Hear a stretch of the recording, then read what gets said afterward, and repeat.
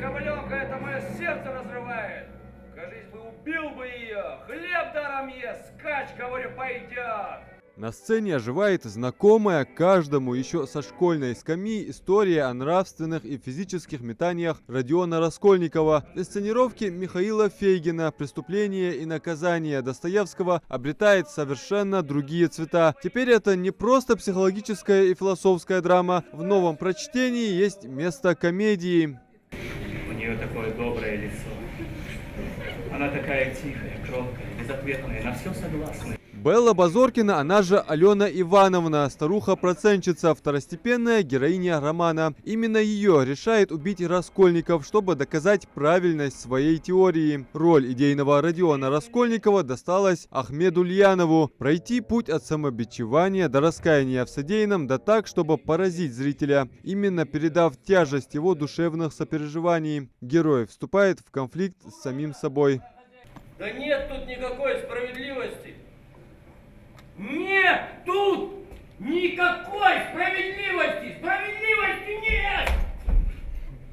Раскольников узнает, что надворный советник Петр Лужин собирается жениться на его младшей сестре Дуне и впадает в депрессию, ведь все это она делает из-за его тяжелого финансового положения. Сам жених мужчина лет 40, богатый, расчетливый, жадный, подлый и мелочный человек. У вас легкая одышка, расскажите, Да. вот сейчас сцена такая была? Да, это была сцена Петра Петровича Лужина. Очень сложная, кстати, очень такая экспрессивная роль. Там надо мне играть чуть-чуть легкого такого, насыщенного всеми интересными жизненными обстоятельствами этого, как его, денежного состоявшегося человека, жениха. И опять же я общаюсь с человеком, сестру которого я хочу взять в жены себе.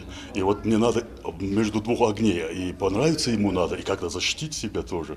И вот такая вот экспрессивная у меня роль была. И, конечно, у меня отдышка после этого всего. И зритель хорошо воспринял, кстати, мне очень это понравилось. Авдотья Раскольникова красивая, умная, образованная и девушка гордая, с твердым характером, и вряд ли бы согласилась принести себя в жертву, если бы не очень теплые отношения с братом. Она что ни на есть, вот в понимании настоящая женщина. Она готова пожертвовать всем, собой. Как это чем проявляется? угодно. Она выходит замуж за Лужина. Она хоронит себя во имя своего брата, потому что Лужин обеспечит ему и место, и все.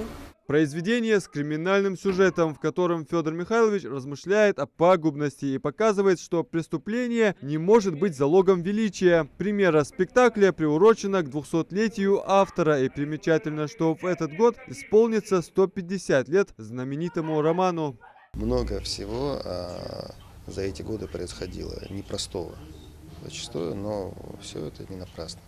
Зритель у нас уже свой, детишки, которые не впервые, тот ТЮЗ у нас, значит, они начинают, мы принимаем у них эстафету, они воспитывают совсем маленьких детей, они приходят к нам вот на такую же сложную драматургию, потому что это программа, они Достоевского будут проходить в школе, им это комфортнее, потом адаптированные варианты, будет легче усваиваться потом в школе. Роман особенно полезен и для школьников при подготовке к ЕГЭ по литературе. По программе мы сейчас проходим «Преступление и наказание». Впервые пришла сегодня вместе с классом. Произведение очень нравится и решили посмотреть, как это выглядит вообще. Очень классно играют. Что Раскольников, что старушка. Очень хорошая игра. 2 часа, чтобы снова окунуться в историю героев романа Достоевского в произведение мировой классики. Актеры драмтеатра приглашают зрителей разделить с ними драму и жизненный урок от автора. Адам Мережков, Хамзат Халухоев, Новости 24.